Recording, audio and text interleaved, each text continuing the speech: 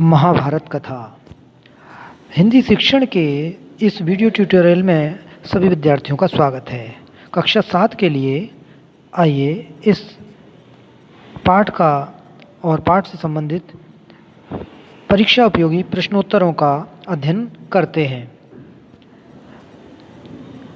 शांति दूत श्री कृष्ण, इस पाठ से संबंधित कुछ प्रश्नोत्तर अभ्यासार्थ हम आपको बता रहे हैं। कृपया ध्यानपूर्वक सुनिए। प्रश्न 1, महाभारत की रचना किसने की थी? महाभारत ग्रंथ की रचना महर्षि वेदव्यास जी ने की थी। इस ग्रंथ को श्री गणेश जी ने लिखा था और वेदव्यास जी बोलते जाते थे और श्री गणेश जी लिखते जाते थे। इस प्रकार ये लगभग 3 वर्षों में रात दिन के अथक परिश्रम से विशाल ग्रंथ तैयार हुआ था। मूलतः इस ग्रंथ की रचना संस्कृत में की गई और ये एक महाकाव्य है और इसका अनेक भाषाओं में हिंदी अनुवाद किया जा चुका है। इसे 5वां वेद भी माना जाता है। इसकी विशालता के कारण इसे 5वां वेद भी कहा जाता है। शांति दूत श्री कृष्ण, आपके इस पाठ में कुछ प्रश्नोत्तर अभ्यासार्थ हम आपको बता रहे हैं। शांति दूत बनकर श्री कृष्ण कहाँ गए थे? उत्तर, शांति दूत बनकर श्री कृष्ण जी दुर्योधन के पास गए थे। प्रश्न 2, श्री कृष्ण ने दुर्योधन से क्या कहा था? उत्तर, श्री कृष्ण ने दुर्योधन से कहा, हे राजन, तुम युधिष्ठिर को उनका आधा राज्य दे दो या सिर्फ 5 गांव ही दे दो, अन्यथा फिर युद्ध करो। प्रश्न 3, दुर्योधन ने श्री कृष्ण से प्रत्युत्तर में क्या कहा था? उत्तर, दुर्योधन ने कहा, मैं 5 गांव तो क्या, उन्हें सुई की नोक के बराबर भी भूमि नहीं दूंगा, युद्ध अवश्य करूंगा। वे लोग युद्ध के लिए तैयार हो जाएं। प्रश्न नंबर 4, श्री कृष्ण जी का अपमान करने पर और उन्हें बंदी बनाने को उद्यत होने पर श्री कृष्ण जी ने क्या किया?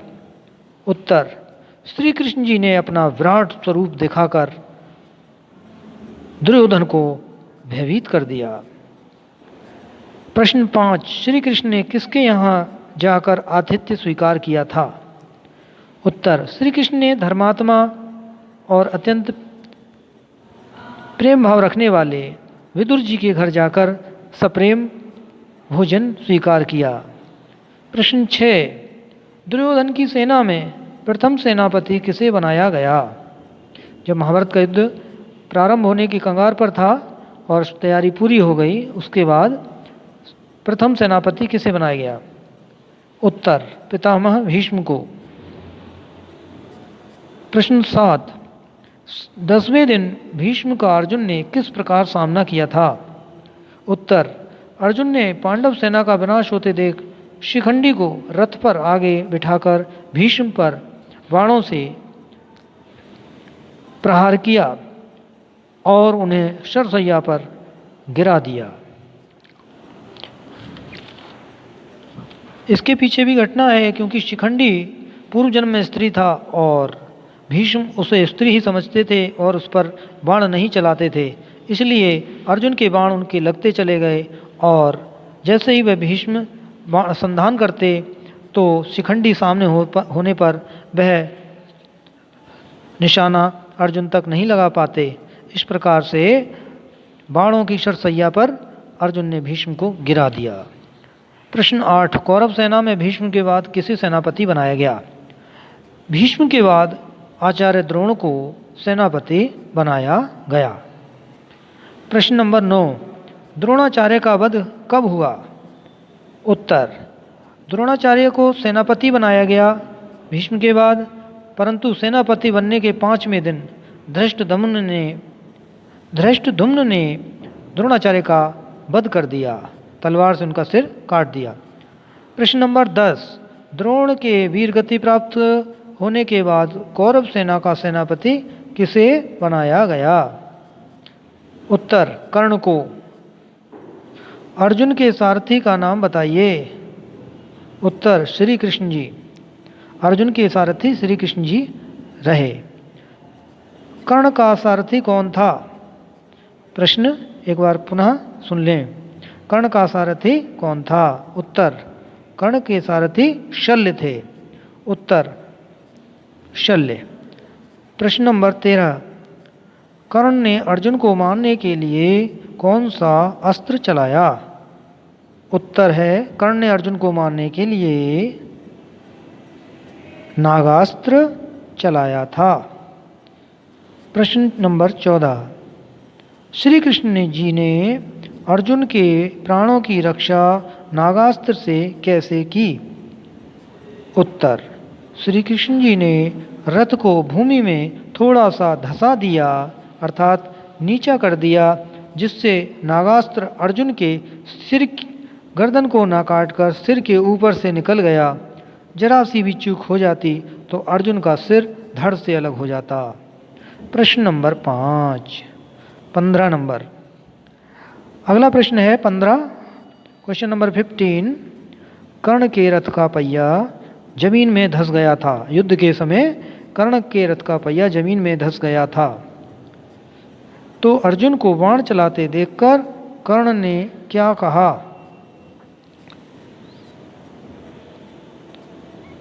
उत्तर है, कर्ण ने कहा, हे अर्जुन, तुम थोड़ी देर के लिए रुको, मैं जरा रथ का पहिया निकाल लूं। और वैसे भी निहत्थे पर वार करना युद्ध के नियम के विरुद्ध है, तनिक रुको। इस पर अर्जुन ने कर्ण का वध करते हुए क्या उत्तर दिया? उत्तर है, अर्जुन ने कहा, जब तूने निहत्थे अभिमन्यु को 7 महारथियों के साथ घेर कर मारा था तो तेरा नियम और धर्म कहाँ था? आज तू धर्म की बात करता है। तो उन्होंने उसको उसी समय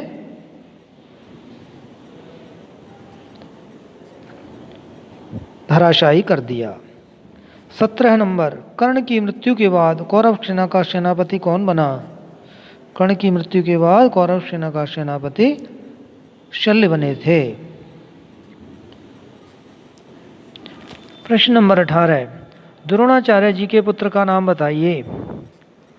उत्तर, प्रश्न पुनः सुन लें, द्रोणाचार्य के पुत्र का नाम बताइए।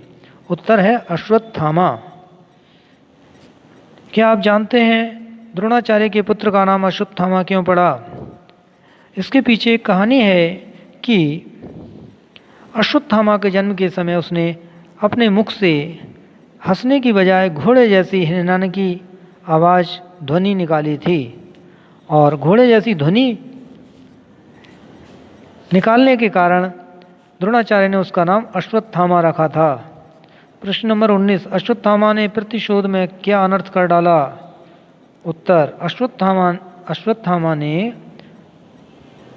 पांडव पक्ष में रात में सोते हुए पांडवों के 5 पुत्रों के सिर काट डाले और अनेक महारथियों का वध कर डाला था।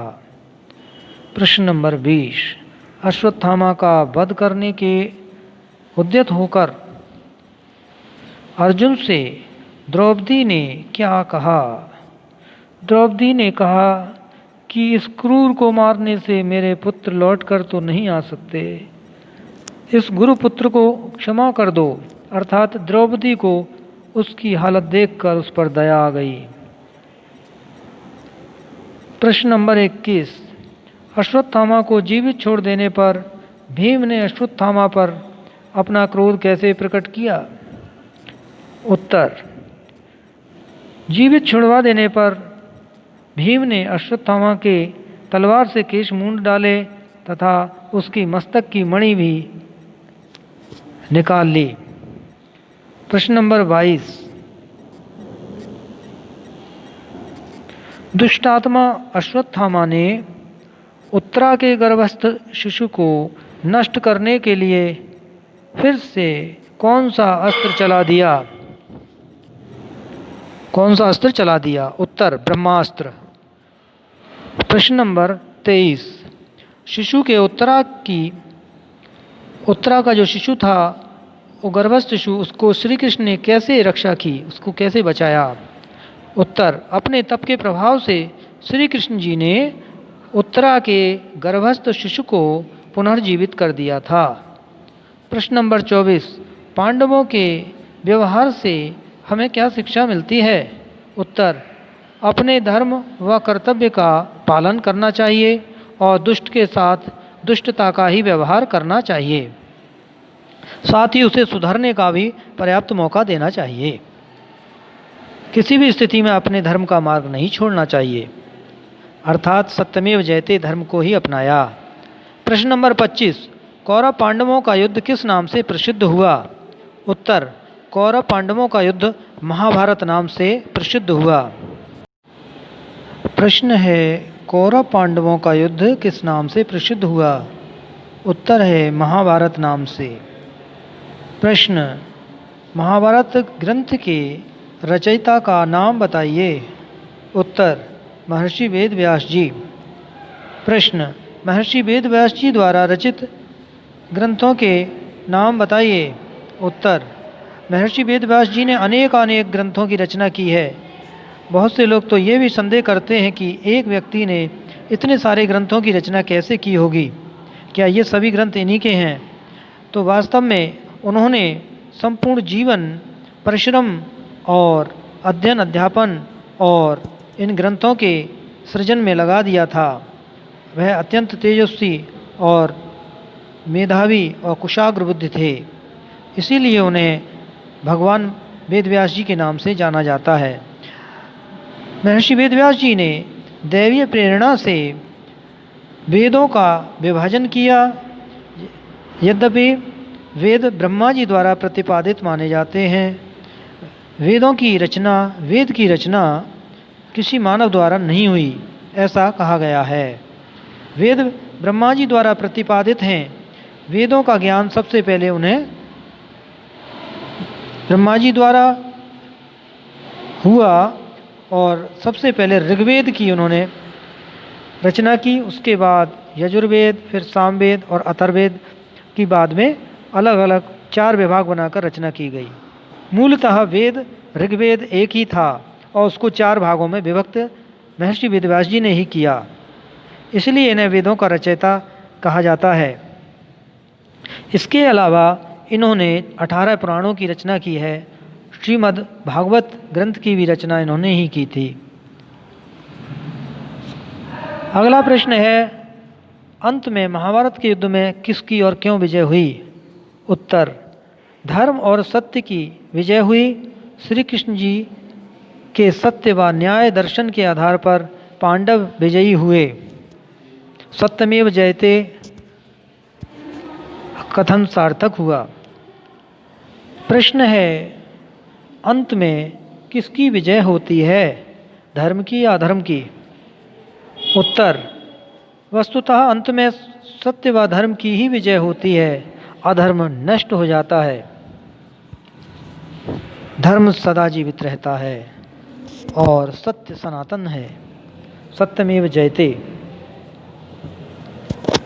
पांडवों का पक्ष धर्म का और न्याय का था, इसलिए एन केन प्रकारेण धर्म की रक्षा हुई और समस्त संकटों के बाधाओं को पार करते हुए अंत में पांडव धर्म के पथ पर चलने के कारण विजयी हुए और श्री कृष्ण जी ने उनकी सदैव सहायता की। इस प्रकार से आपके इस पाठ में युद्ध की समाप्ति और कर्ण दुर्योधन वध और प्रारंभ में जो क्वेश्चन आंसर मैंने आपको समझाए हैं वह शांति दूत श्री कृष्ण इन पाठों से लिए गए हैं।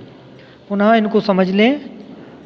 महाभारत के ये प्रश्न शांति दूत श्री कृष्ण नामक पाठ से हैं, उसके बाद कर्ण दुर्योधन वध नामक पाठ से हैं और महाभारत युद्ध की समाप्ति इस पाठ से हैं। इस प्रकार से ये तीनों पाठों से हमने ये प्रश्नोत्तर कराए हैं। हम उम्मीद करते हैं कि ये प्रश्नोत्तर आपने अपनी अभ्यास पुस्तिका में लिखे होंगे और पाठ को पढ़कर अन्य नए तथा अनेक प्रश्नोत्तर स्वयं निर्माण कर सकते हैं। लघु, अति लघु और एक शब्द में या एक लाइन, एक पंक्ति में उत्तर, इस प्रकार के आप प्रश्नोत्तर तैयार करें और इन पाठों को, इन कथाओं को अवश्य पढ़ें। दूरदर्शन पर महाभारत का जो विशाल सीरियल है वह भी दर्शनीय है, अत्यंत उत्तम है, दर्शनीय है, श्रेष्ठ है।